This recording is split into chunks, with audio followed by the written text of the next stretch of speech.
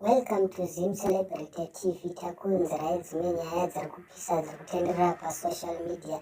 Chatuti iye is bigger the podcast ya DJ Ola ari kudedzera kuti zviri nandiende kuBBC. Munongoziva mega DJ Ola nemawara ekupaparika akadedzera kuti Chatunga ngauye asikotaura zvakaitika kuSouth Africa paChatunga zviramba.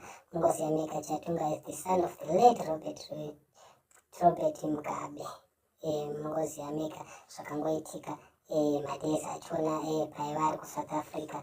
Saka vazukuru vambuya nende vadedzera kuti hatati kukanganwa vanhu vaidedzera kuti aiwa mufana wakufarisa ingoenda kupodcast yaDJ Ola. Asi DJ Ola nekunyengerera akatombonyora akazama by all means paChatunga ari kutsika-tsika ari kudedzera kuti handiite zvakadaro, handipusiswe newe. Vamwe vanhu vari kuti bvuma kupusiswa. Asi chimwe chinhu chazofadza vazukuru vambuya nende ndezvekuti Chatunga Mugabe nhasi iri Sunday anyora kuti ko ndisati anzi ndisati ndaenda kuchechi ndati ndigare ndakuzivisai kuti ndine program yekubhadharira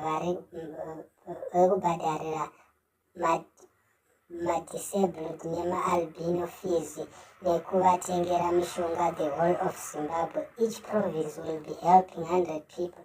Tomorrow me and my team we are starting with Guruwe. Everything is for free. Hapana chinobhadharwa. Zvataurwa naChatunga. So vazukuru vambuya ndavafara vakadedza kuti aiwa at least nyaya mari yamaitibira iyaya wakuziva kuti inoshanda chii. Saka pane izvozvo tinobvuma tinoti hai vatengere vapewo vanhu uonewo zvaunoitawo zviri nani. DJ Ola adedzera kuti aiwa wagona, but DJ Ola aringoda kuti mufana auye kwake ada kumupusisa, but Chatunga ari kuzviramba ari kudedzera zvinani. Tiende kuBBC kwede kuchipodcast chako chakaora. Handizivi zvinoti kudini nazvo. Thank you so much. Ndozvataurwa naChatunga achidedzera kuti handiite zvakadaro. So Ola ari kuzama by all means kumudedza kupodcast yake. Asi vazukuru vambuya nende vafara vachida aiwa at least wazogona wataura zvinhu zvine musoro ende unopa vanhu unovabetsera vanhu vabhadharire mafees.